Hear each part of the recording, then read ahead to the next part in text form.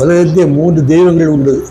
முதல் தெய்வம் உழைப்பு, இரண்டாவது தெய்வம் ஒழுக்கம், மூணாவது தெய்வம் இரக்கம். இந்த 3 தான் ஒரு மனிதனுக்கு வாழ்க்கையில் நம்ம கும்பிட வேண்டிய தெய்வங்கள். உழைப்பு, எந்த ஜாதியாக இருந்தாலும் எந்த மதமாக இருந்தாலும் நீ வேலை பார்த்தா தான் உனக்கு சாப்பாடு. அது எந்த ஒரு மாற்றமும் இல்லை. எந்த சாமி கும்பிட்டாலும் வீட்டில் இருந்தால் எந்த சாமியோட சோறு போடுறது கிடையாது. அது உழைப்பு தான் முதல் தெய்வம். ரெண்டாவது ஒழுக்கம், சம்பளத்தை வாங்கி அப்படியே கொண்டு கவர் உடைக்க அவங்க மனைவிகளை கொடுத்தா அந்த மனைவிக்கு அதை விட சந்தோஷம் வேறு எதுவுமே கிடையாது. இது ஒவ்வொரு மனிதனுக்கும் ஒரு கண்டிப்பாக கருவடி.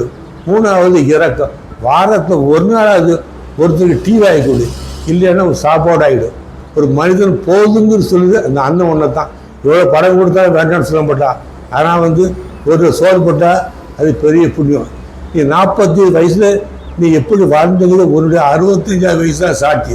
40 வயதில் மனைவி மக்கள் சந்தோஷமாக வச்சுருந்தேன்னா உனக்கு 65 வயது போது மனைவி மக்கள் ஒன்றும் சந்தோஷமாக வச்சுருப்பாங்க. 40 நீ பாத மாதிரி போயிடனா 60 வயதில் ஒரு யார் ஏன்னு கேட்க நாயத்து இருந்தது. ரெண்டாவது, எல்லா மனிதனுக்கும் ஒரு எலெக்ஷன் நடக்கும். செத்தண்டைக்கு எல்லாருக்கும் ஒரு எலெக்ஷன் நடக்கும்.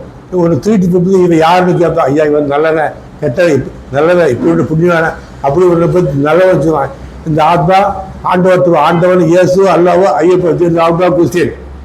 உன்னை பற்றி ஆண்டவர் கேட்பாரு, உன்னை பற்றி மக்கள் என்ன பேசுறாங்க அப்படின்னு. நல்லவன் அவன் இந்த அரசனுக்கு மகனா இவன் யாரு அயோக்கிய பிரிய ஒரு பெரிய நாட்டில் என்ன